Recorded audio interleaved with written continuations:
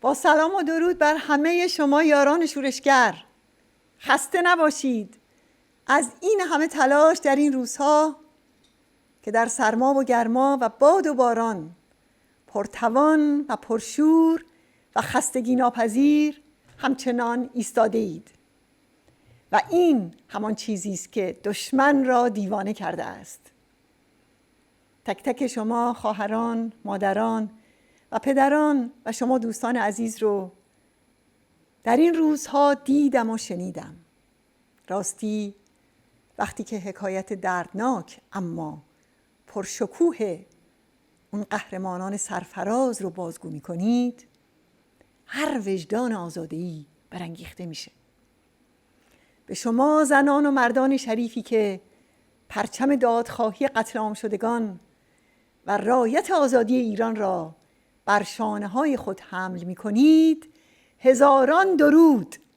هموطنان، یاران شورشگر، در تظاهرات شما به پاخواستگان در قیام سراسری تیر ماه، به خصوص هموطنان عرب ما در خوزستان، فریادهای خود را میشنوند که دیگر نمیتوان و نباید به زندگی تحت حاکمیت آخوندها ادامه داد.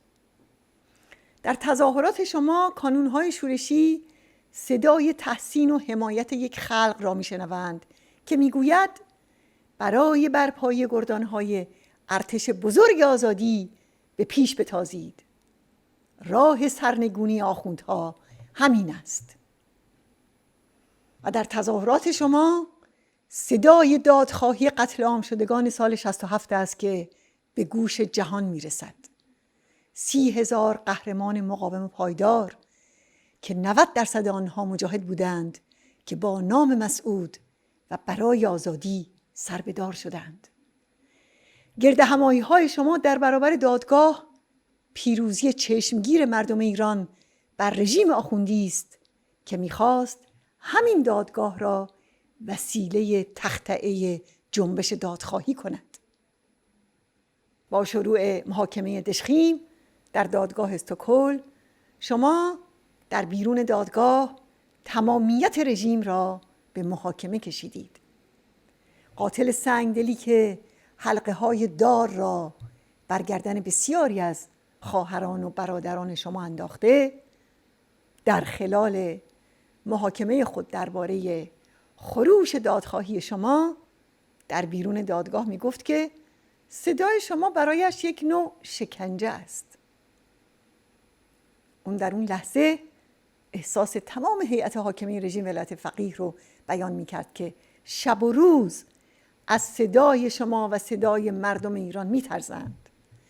از صدای زندانیان سیاسی مقاوم وحشت دارند و از صدای قیام کنندگان به خود می لرزند. زیرا می دانند که صاحبان این صداها بنای حکومت استبدادی و ضد بشری آخوندی و تمامی نهادهای سرکوبگر و شکنجهگران را منهدم می کنند و در آن روز صدایشان فریاد آزادی تمام مردم ایران است. جنبش دادخواهی از همان تابستان 67 با تلگراف‌های مسعود به دبیرکل ملل متحد شروع شد و بیوقفه تا امروز ادامه داشته است. او در 3 شهریور سال 67 به دبیرکل ملل متحد نوشت که خمینی طی حکمی به خط خودش دستور اعدام زندانیان سیاسی مجاهد خلق رو صادر کرده. اکنون گزارشگران سازمان ملل، گزارشگر ویژه سازمان ملل در مورد وضعیت حقوق بشر در ایران، عفو بین الملل و بیش از 150 شخصیت مدافع حقوق بشر خواستار تشکیل هیئت مستقل برای تحقیق حول قتل عام سال 67 و حسابرسی از آمران و عاملان اون هستند. جنبش دادخواهی جنبش مصمم و استوار مردم ایران است که تا تشکیل دادگاه مردم ایران یا یک دادگاه بین المللی برای محاکمه سردمداران رژیم به خاطر نسل کشی و جنایت علیه بشریت پیش خواهد رفت.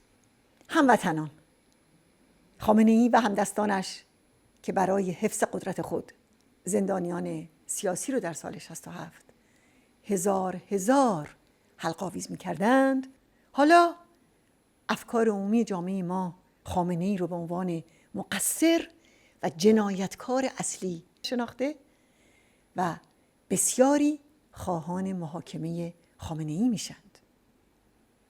چنانکه مسعود گفته است: از آنجا که رژیم خمینی از مغول به بعد نمونه بی سابقه است، سردمداران رژیم و عاملان و آمران قتل عام باید در دادگاه بین المللی و دادگاه مردم ایران محاکمه و مجازات شوند.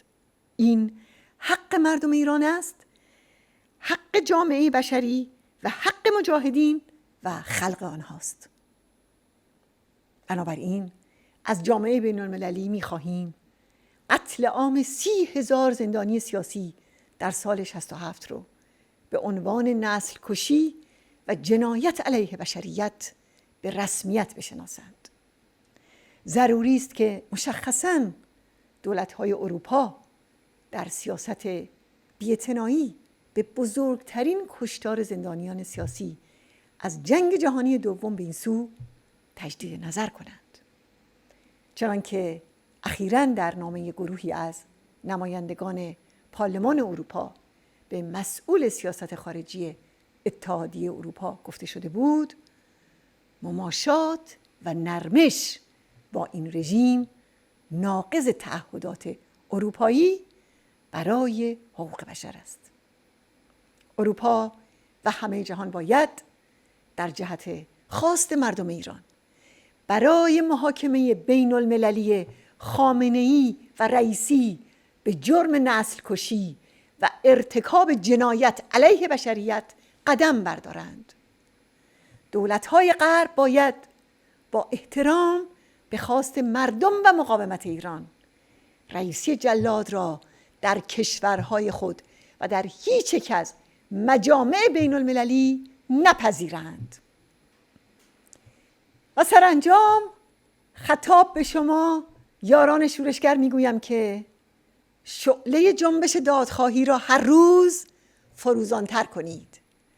جنبش دادخواهی را تا ریختن جام زهر حقوق بشر به گلوی خامنه‌ای و رژیمش پرتوان به پیش ببرید. فراموش نکنید که شما صدای هزاران هزار خانواده و مادران و پدرانی هستید که تحت سرکوب دژخیمان نمیتوانند برای فرزندان شهید خود حتی سوگواری کنند و بر مزارشان حاضر شوند. آری، شما صدای رسای 30,000 قهرمان قتل عام شده و تمام مردم ایران برای آزادی هستید.